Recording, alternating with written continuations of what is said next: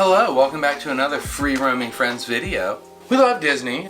We think Disney is a great place to go. There's so much to do, but there are some things that we wish would change.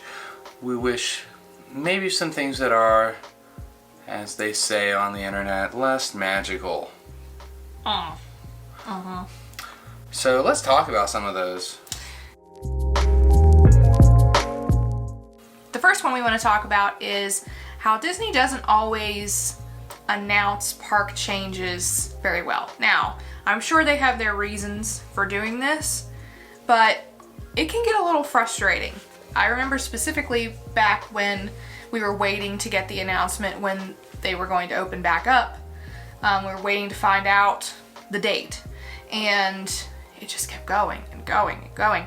And they didn't even give any kind of inkling as to when. And of course, like I said, I'm sure they had their reasons for that. That was a big deal. But even new rides opening or restaurants reopening, things like that, they stay so quiet, and it's frustrating. We didn't realize how bad it was, really, because we weren't really theme park. I don't even want to say we're theme park junkies now, but I mean, we are fans of theme parks.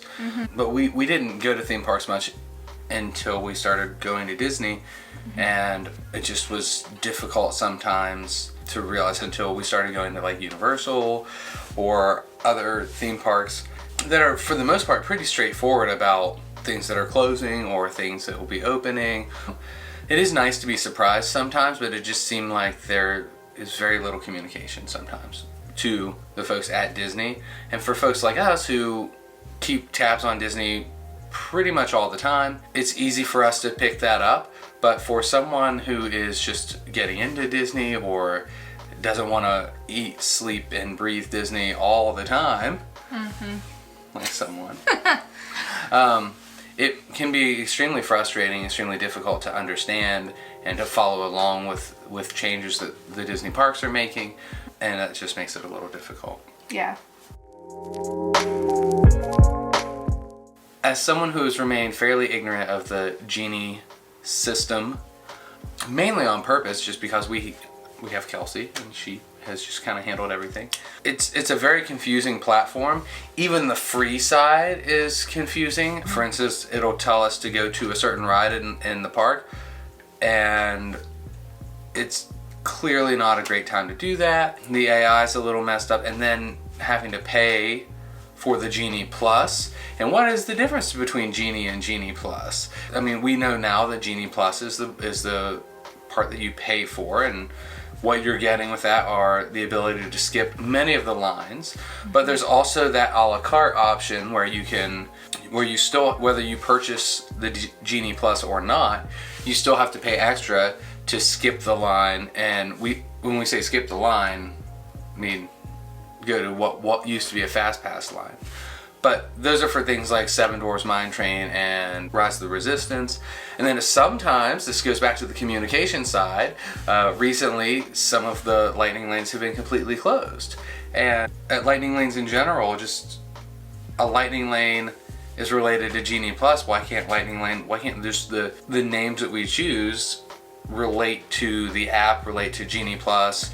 I'm not saying that I have the answers of what those should be, but it makes it extremely difficult, in addition to all of the extra steps that families have to take now in order to go to Disney, and all the confusing steps. It's just many more confusing steps to get involved with the Genie Plus, and it's quite frankly expensive. Yeah, going back to what you said about the free version, I think the free version can be good for people who have been there a few times but aren't necessarily people that go as much as like we do. I think people that go every once in a while and have a little bit of knowledge of it, I think it can help, because it can help give them some ideas of when to go and ride, this ride or that ride, when to maybe avoid that. There are some good parts to that system, but as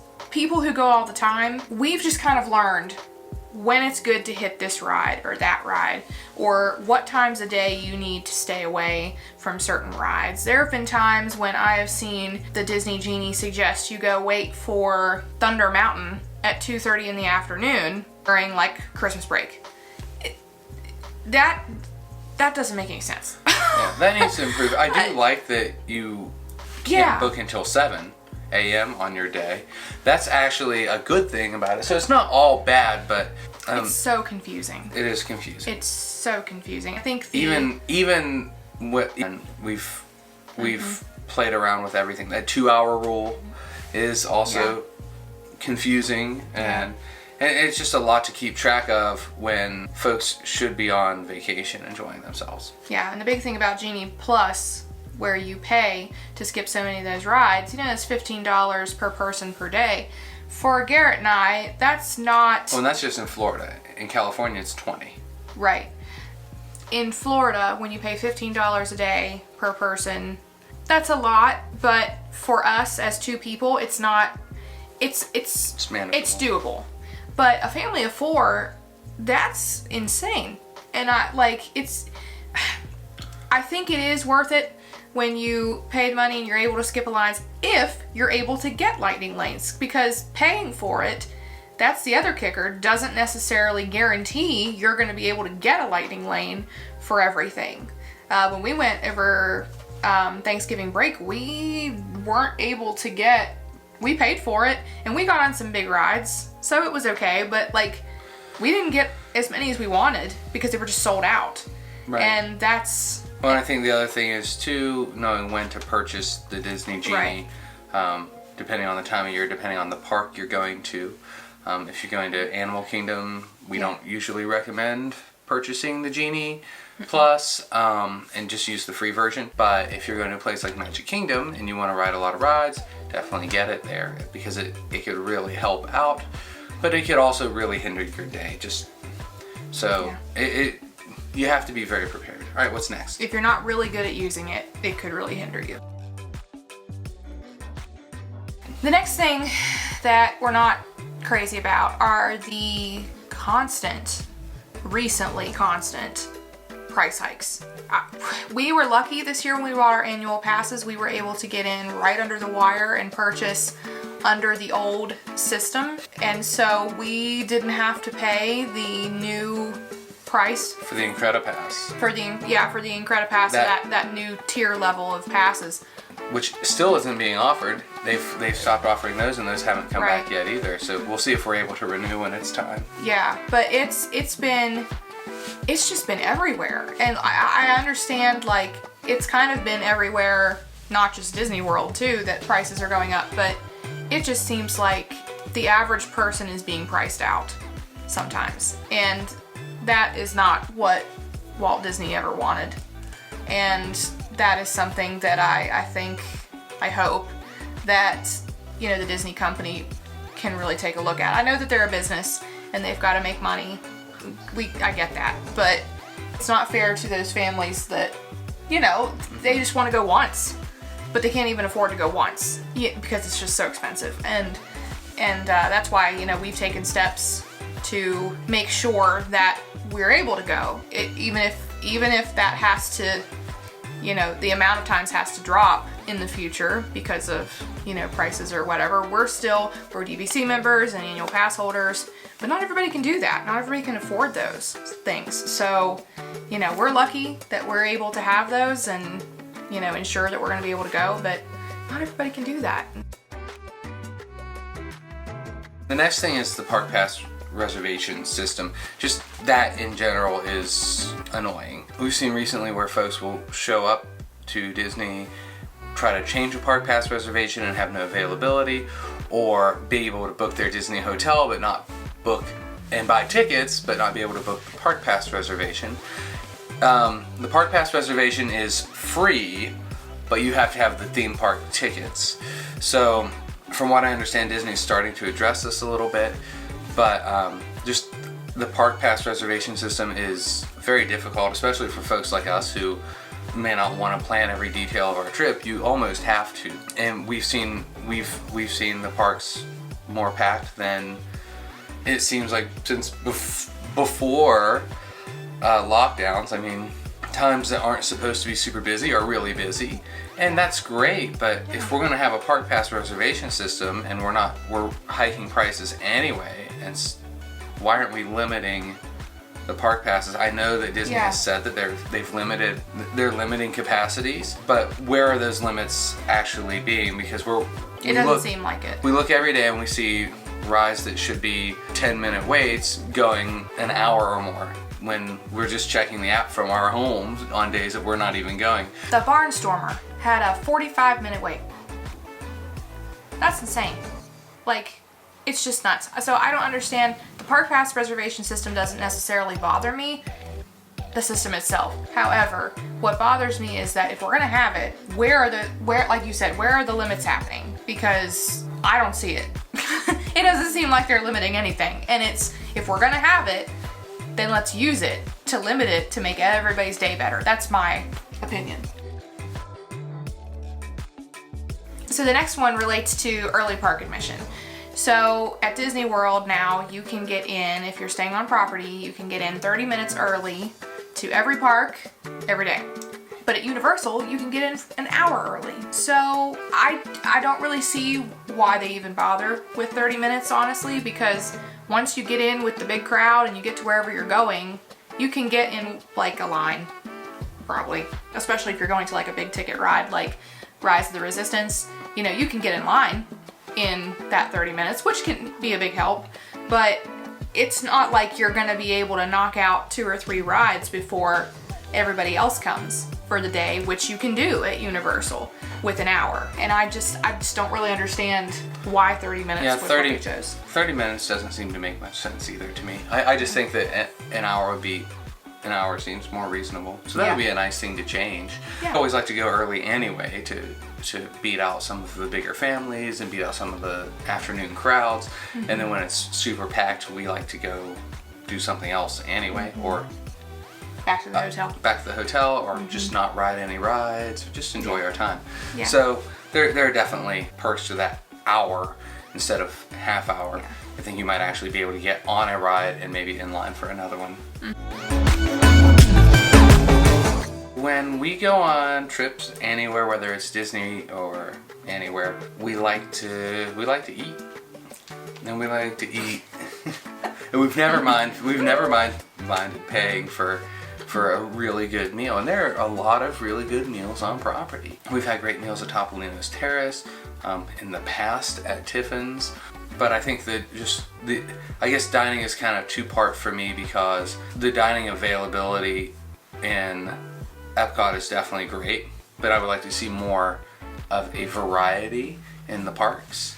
And I think that the other side of that is when you're going to book dining. It's difficult to book your dining anyway, but knowing where you're going to want to eat 60 days out can be difficult. And this is a point that it's a little easier for families to do who are planning a vacation. For us though, and for folks who are annual pass holders, it does make it a little more difficult to try to plan ahead. When things are really busy and you can't get in anywhere, it tells us we need more options and more availability for different things.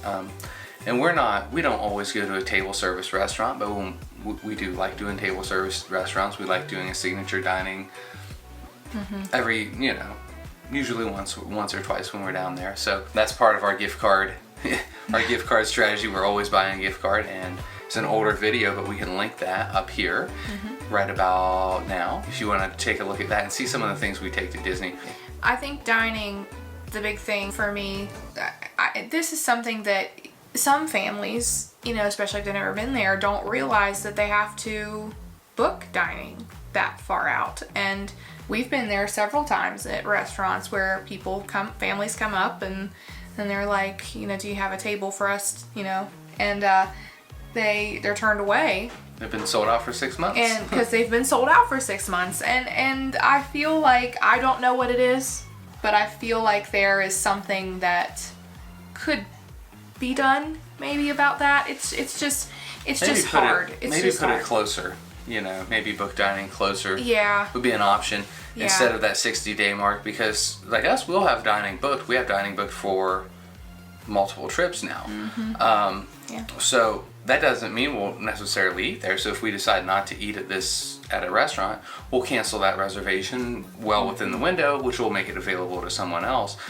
But if we booked it a little closer, then we would be a little more certain that those are the places we were going to eat. And I think that would allow people to get their first choices, second choices a little bit better. Yeah. Besides having to go to the lengths of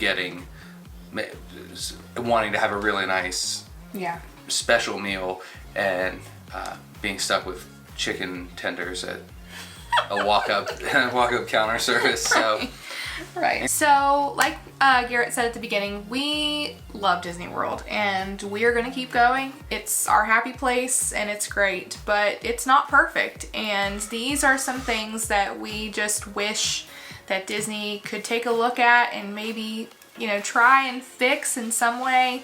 Like I said, we're pretty good at Disney now. We understand the ins and outs, so we're able to get things done the way we want to get it done. But there are plenty of people that don't and can't, and they don't understand it, and it's just a lot. It's overwhelming, and we just hope that maybe one day Disney can kind of fix some of those things. So what do you think? Do you agree with our list? Did we miss something? Did we leave something out?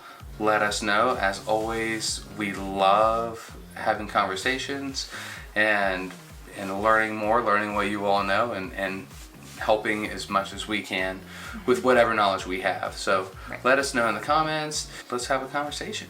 Thank you guys for watching this week. Hope you have a great week, and we'll see you next time. Bye.